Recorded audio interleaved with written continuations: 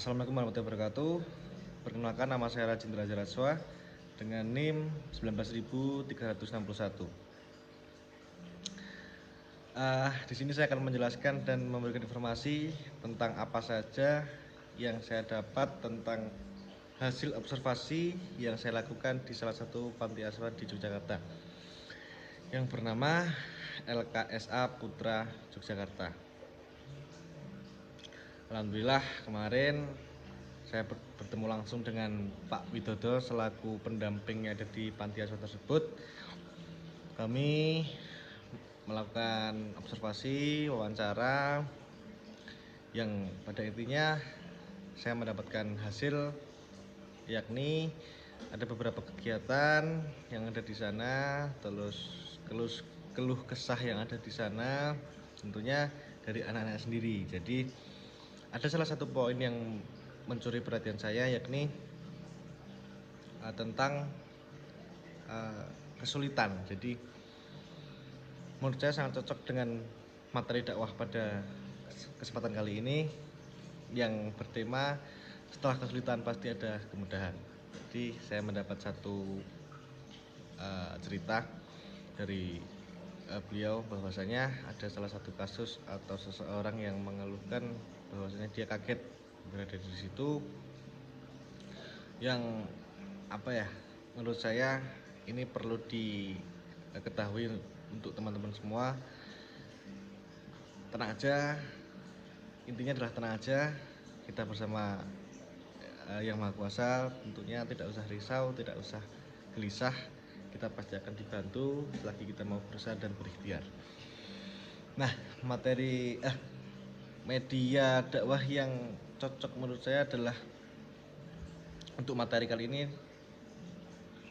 ataupun yang ada di sana, menurut saya adalah media secara lisan. Jadi kita face to face, heart to heart, yang menurut saya itu sangat pas dan akan cocok bagi anak-anak atau teman-teman yang ada di luar sana. Nah, masuk ke tema materi dakwah pada kesempatan kali ini, saya akan menyampaikan setelah kesulitan pasti ada kemudahan. Izinkan saya untuk menyampaikan materi ini pada kesempatan kali ini. Ya, dunia memang sengaja Allah Ta'ala ciptakan sebagai tempat di mana berlakunya ujian. Tidak ada satupun di belahan dunia manapun yang tidak akan mendapatkan ujian. Jadi dimanapun tempatnya, dimanapun lokasinya, siapapun orangnya pasti akan ada ujian yang akan datang gitu. Tinggal kita menerimanya ini sebagai ujian atau ini sebagai musibah. Nah, perlu diketahui bahwasanya orang yang beriman ataupun tidak beriman itu pasti akan dapat ujian yang sama. Maksudnya Allah pasti tahu bagaimana kemampuan kita menghadapi ujian tersebut. Allah tidak akan memberikan ujian di luar batas kemampuan manusia. Jadi semua bentuk ujian dari sisi baik ataupun jahat, mau dari harta maupun kekurangan harta, karena Allah ingin menseleksi. Jadi siapa di antara hambanya yang terbaik amalnya, bukan terbanyak hartanya. Jadi seberapa dia menerima itu, bagaimana dia menyikapi itu, ya Allah lihat dari amal perbuatannya. Jadi menarik pembahasan kali ini karena ini sangat cocok juga untuk teman-teman mungkin yang seusia saya, tentunya bukan hanya anak-anak yang ada di sana. Saya mendapat satu ayat yang berarti, yang menciptakan hidup dan mati untuk menguji kamu, siapa diantaranya kamu yang lebih baik amalnya, dan Dia Maha Perkasa dan Maha Pengampun. Terdapat di surat Al-Mulk ayat 2. Saya menggarisbawahi ayat tersebut memberi penjelasan bahwa Allah tidak menyebutkan banyak amalnya, tetapi baik amalnya. Menurut para mufasir adalah sesuai perintah Allah dan contoh dari nabinya, yang berarti kualitas lebih utama dari kuantitas. Namun jika kualitas sudah baik ditambah dengan kuantitas, itu adalah hal yang paling utama. Namun di balik itu semua atau di balik ujian itu semua, berupa banyaknya kesulitan dan penderitaan, selalu ada kemudahan yang akan datang. Jadi kita berpikiran positif bahwa setelah kita menerima ujian pasti akan datangnya kemudahan, itu pasti.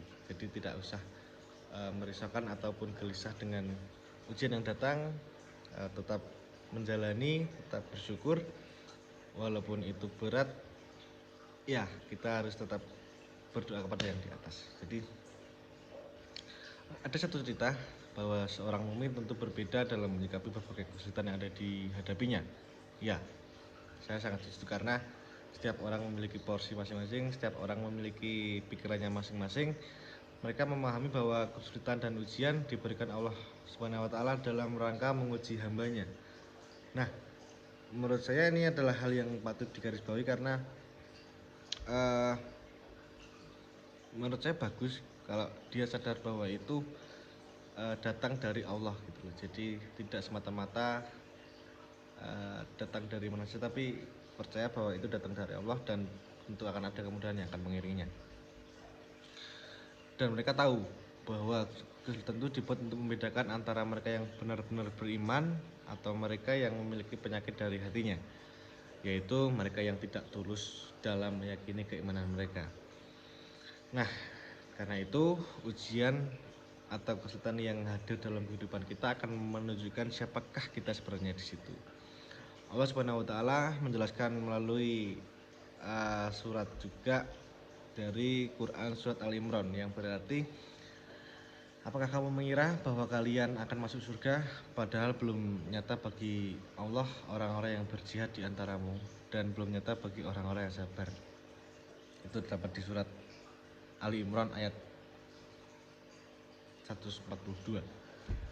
Nah, mungkin dinamika kehidupan yang sering kita lalui, kita jalani, roda yang akan terus berputar, keadaan yang selalu berubah, kadang di atas, kadang di bawah, itu harus selalu kita syukuri, yang emang datang semata-mata dari Allah Subhanahu wa taala.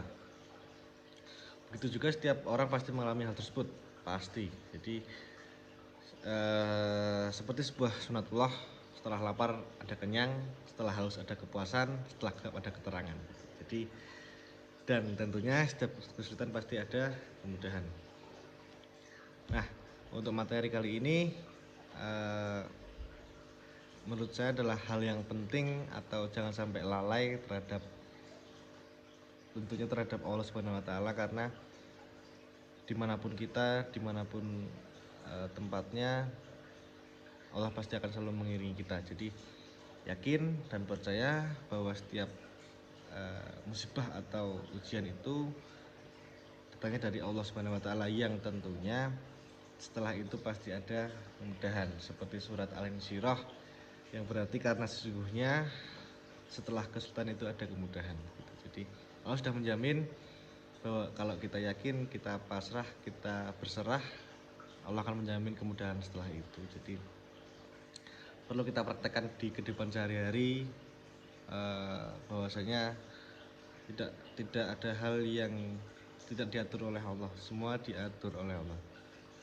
Seperti halnya pada kesempatan kali ini, alhamdulillah saya diberi kesempatan untuk memberikan informasi tentang sebuah materi dakwah yang menurut saya ini sudah banyak disampaikan, tapi setiap orang pasti berbeda penyampaiannya dan setiap orang juga pasti beda penerimaannya. Jadi harapannya adalah dengan materi dakwah kali ini teman-teman semua bisa menerima dan menjadikan pengingat atau reminder bagi kita semua. Selalu ingat Allah, jangan lupa tetap selalu berdoa, tetap selalu bersyukur untuk semua hal yang kita lalui gitu. Jadi mungkin itu saja yang dapat saya sampaikan, kurang lebihnya mohon maaf. Wassalamualaikum warahmatullahi wabarakatuh.